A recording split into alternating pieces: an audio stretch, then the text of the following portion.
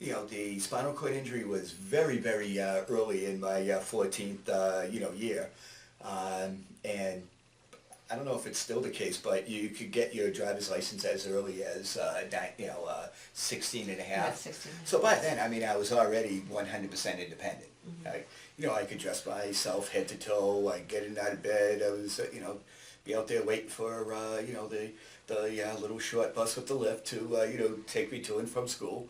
And I knew it's like, geez, once I get my driver's license, Right. I am like, Right, I'm independent. I am like, Right, I'm independent. yeah, totally independent. So, oh my God, I couldn't get my driver's license fast enough.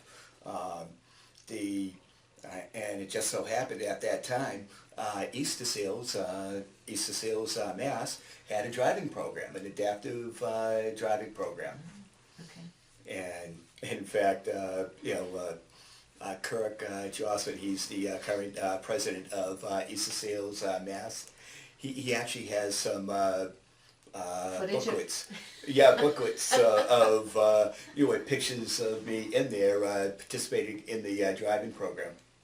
Good, no crashes, right? No. But I got to tell you, the very first time I drove a car, it was absolutely hysterical. Another paraplegic in Milford, his name was David Hayes. I reached out to him, or he reached out to me, and he drove over to my house and moved over to the passenger side of his car. I got in the car Wow. and drove it. Wow. Yeah. Wow. That was, oh my God, it was sick. Thank God, I knew how hand controls worked, because I remember I was driving up the street, and I needed to, make a right turn, and when I was taking the right turn, it was up a hill, kind of up an incline, so I had to put on the gas a little bit more. Well, understand, in the 70s, remember, every car had a, Yeah, 8-cylinder V8. overdrive or whatever. Oh, yeah. So, Jesus, next thing I know, I'm burning rubber, and I ended up having to put on the brakes like really quick, and honest to God, I must have been like a couple feet from a telephone pole. Oh my gosh. Yeah, and I'll Imagine just calling never your forget. parents for that. Oh yeah, I'll never forget. David Hayes was so calm. He just said, "Okay, Mike, now just put it in reverse. Cut the wheel to the right, turn it." Which I did, and continued on my way. I want to just refine this point. It sounds as though even right from the get-go, you found other people like yourself that Yes. that you could talk to, Yes. who could relate. Oh yeah, and in all honesty, Liz, I still have people that I can ask for stuff like that. Of course, I'm having less and less people because I'm 55 now myself, so some of my mentors are are getting quite old themselves, but the fact that they're still around, Viable, right. again, I ask what their secret is. Right. So, that's kind of the point I try to hit home here, even at I was Center going to for say, Living talk, Working. talk to me about what, how, again, we've been dwelling on your youth Yeah. and the time of your accident, but kind of fast forward, if you can, to encapsulate what happened in those, your early 20s and 30s, and Okay. where you are Yeah. today. Well, like I say, when I was down at rehab and back home, it just so happened in Massachusetts, Chapter 766 was passed, and it was also the Rehab Act. So anything that's federally funded needed to be accessible. So when the new Milford High School was being built, it actually had accessibility features. So I was able to go back to school, be mainstreamed. I can spend a whole day talking about my first day going back to school. Now using a wheelchair. I mean that was a Eye opener. That was quite nerve-wracking, but you know what? I got through it, and I still remember just like yesterday my three friends that that I was that I knew. I palled with before all this took place. And they were like there waiting for me and showed me around, helped me catch up on what's going on. That's great. Yeah, but again, mass rehab was prominent in my life. Thank God my parents heard about them. So they actually equipped a car for me to drive with the hand controls. They put me through college. I have my bachelor's in business administration from UMass Amherst, and Did you live on campus? oh yeah, Okay, all right. yeah, and UMass. I mean, they actually were doing a lot of things that the ADA does today. In fact. If you really look at the history of disability rights, the ADA really is a culmination of all sorts of other acts, that took place before it, such as the Rehab Act, Chapter 766, all that, 504, it all ends up becoming the ADA. So, I had I lived in a accessible, dorm, and most of the classes at UMass were accessible. If they weren't,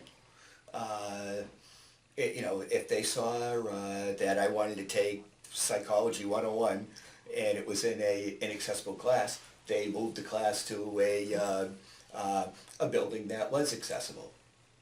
So.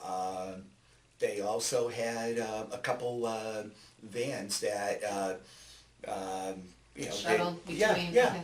So it was kind of like what paratransit, morphed from. Mm-hmm. So I did that. I went to school there. Then I was not aware that. Having a significant disability makes it very difficult to find work. I sent resumes out everywhere, and let's see, I graduated December 1982, and by of all days, Halloween 1983, I had my first real job. Wow. Yeah, it was at New England Life in Burlington, Mass. And then Now, that sounds like an insurance company, right? yes, Okay, yes. all right. Yep. Okay, all right. Yeah, All right. yeah. It for whatever reason that ended up being what I was very interested in. Really? Okay. And my first job landed me in group pensions, and I ended up one way or the other working with group pensions for 16, 17 years. So when you were basically in an office, Yeah. were you on the phone? Oh yeah. Okay. Yeah. And so people necessarily, the public didn't see you. You weren't. Nope. Just Okay. because it was a lot of it was record keeping of group pension plans, 401k plans, money purchase plans for tax sheltered annuities, things like that. So I was on the phone, but I was usually working for the business reps. But they were there were, good 50 people in my department.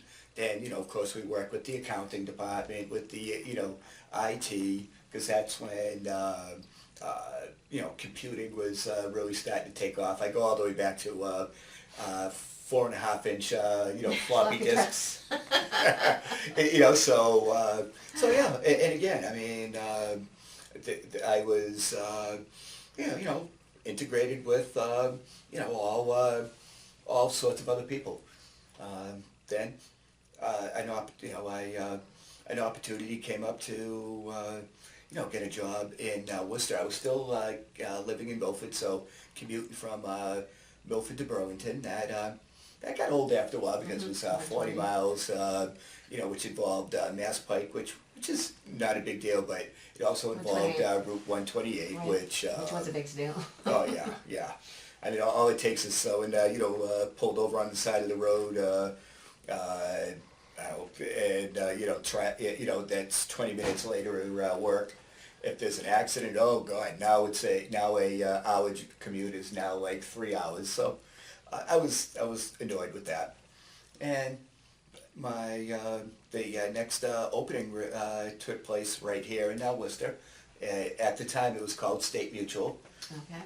Another insurance company. Yep, Okay. yep. All right. Then All America Financial, and I say I worked there for many many years, and uh, that was a great place to work. That's actually where I met my wife of 24 years, and next month, and did that till, let's see, at the very end of halfway through 1999. By then, uh, the group pensions division was sold off to another company, and we moved to Westboro. Uh,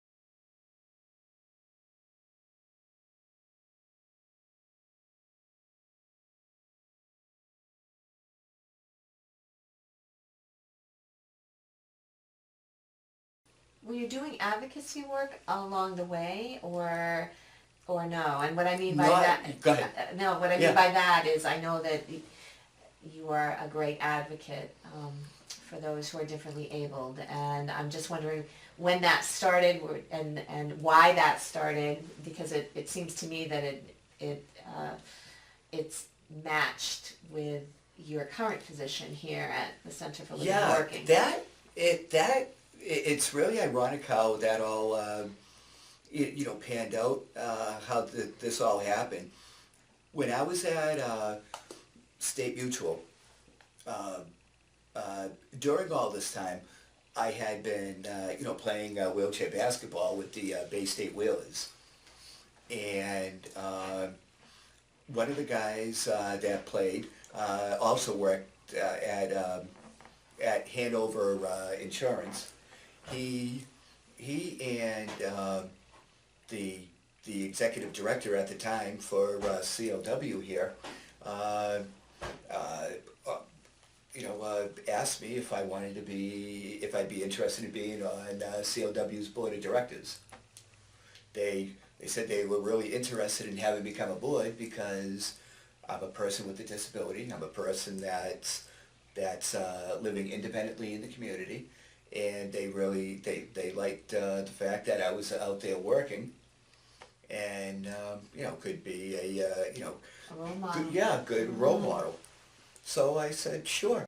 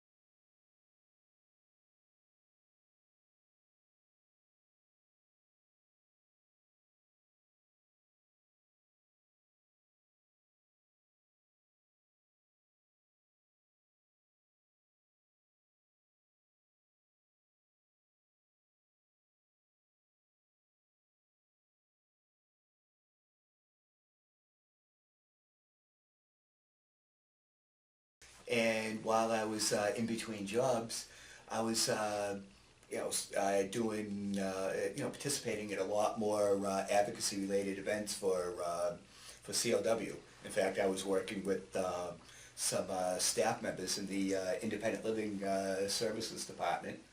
And while doing that, I was able to take some courses.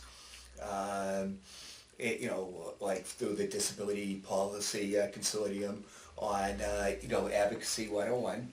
I actually started taking up classes that teach you how to be a community access monitor.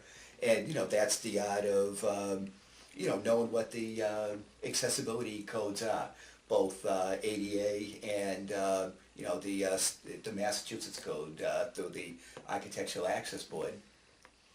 Well, that gave, that gave me exposure to other statewide meetings with other independent living centers. Well, lo and behold, who's who's an executive director at another independent living center, but someone that I met at Mass Hospital School. So it really came around full circle. Yeah. So I was, telling him how I'm in between jobs and how I'm doing, doing all this stuff on a volunteer, basis. And I'll give him a prop, Paul Spooner. He said, Mike, why don't you come work for me? Because I couldn't work for CLW because I was on the board. On the board, right, right. So, so he invited me to work for him. I, did updated my resume, interviewed, got the job, and worked there for 5 years, and a position very similar to what I'm doing now opened up here at CLW. I was I had 15 years on CLW's board, and I was ready to step down from the board On the board anyways. and utilize your talents Yeah, elsewhere. yeah. Plus the my commute instead of 27 miles door to door is now 6 miles door to door. Right. And as much as I loved my job out in Framingham, I loved my co-workers and working for Paul. I just never liked Framingham. Mm-hmm. I don't know why. I just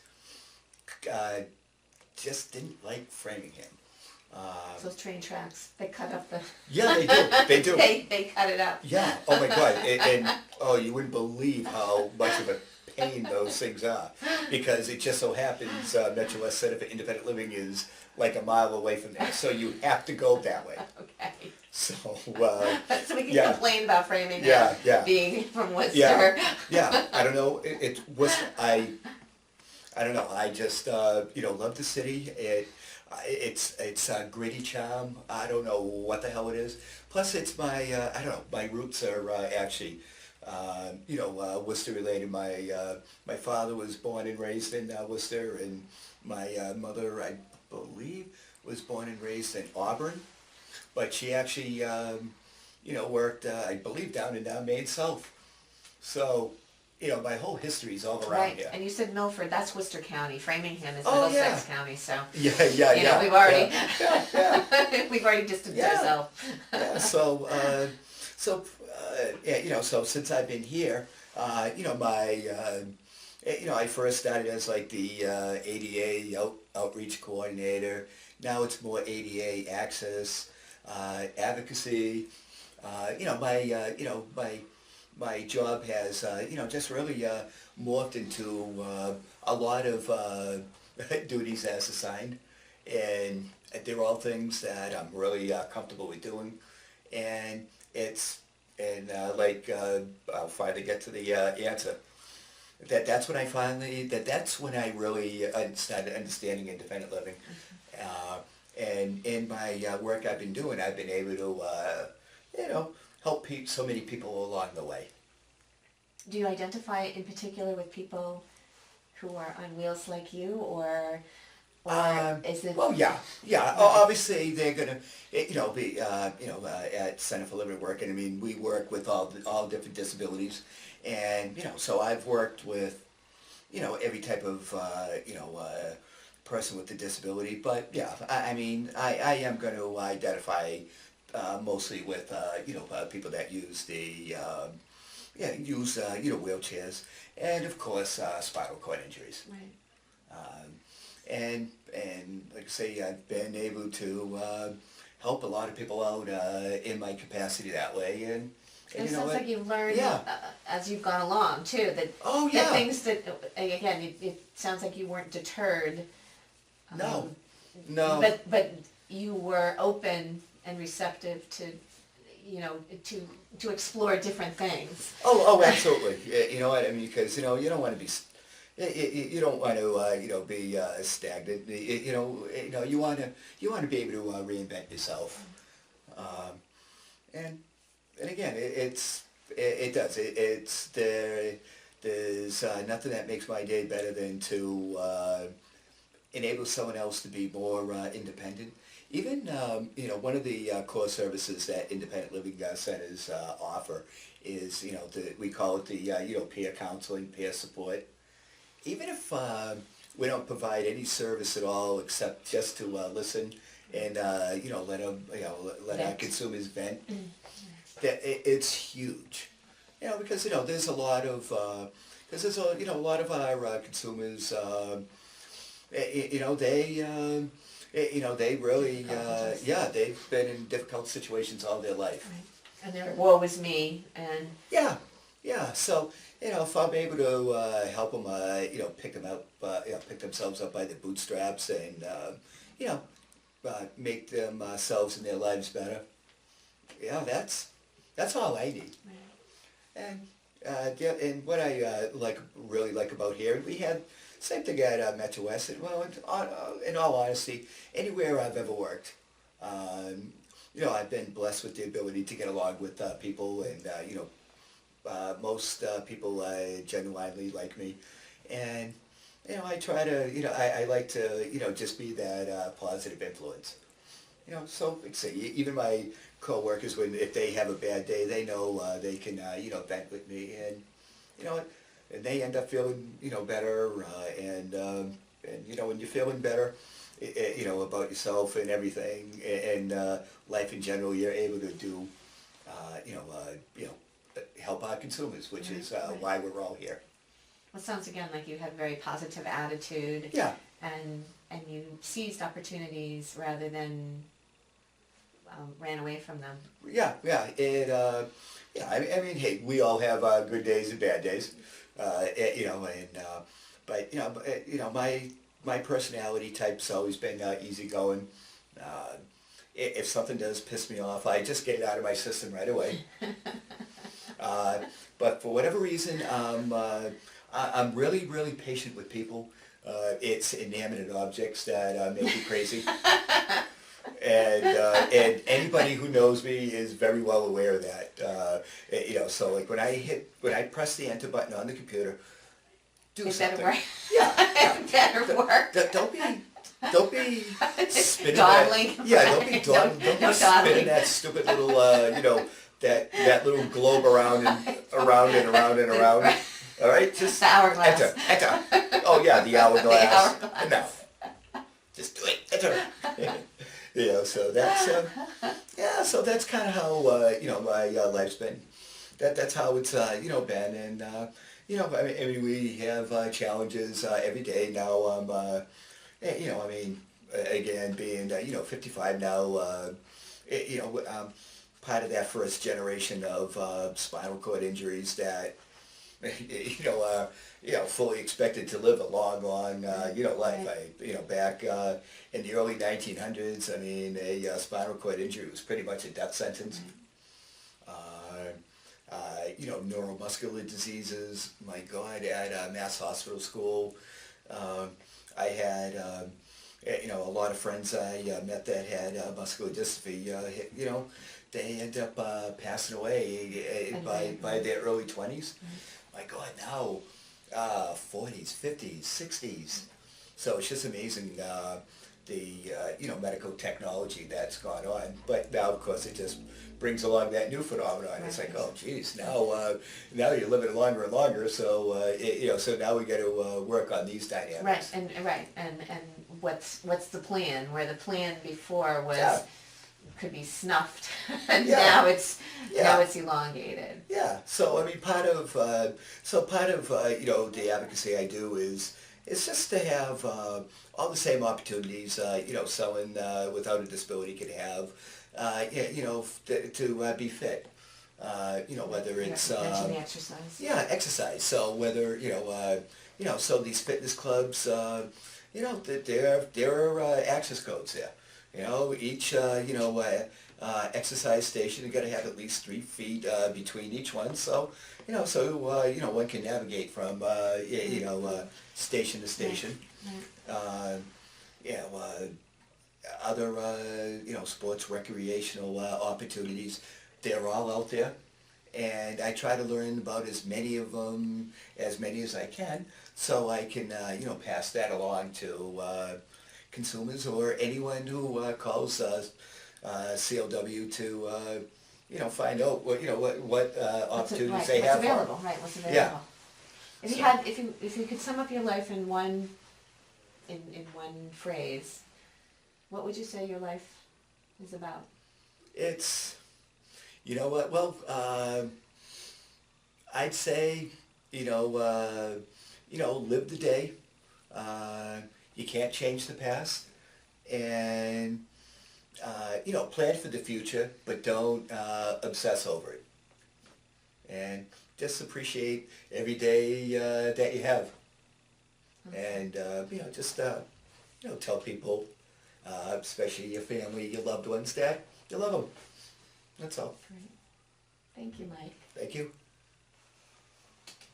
Thank you, thank you. Thanks, John. It was very. Okay, that wasn't too bad. We're going to take it from the top. But to say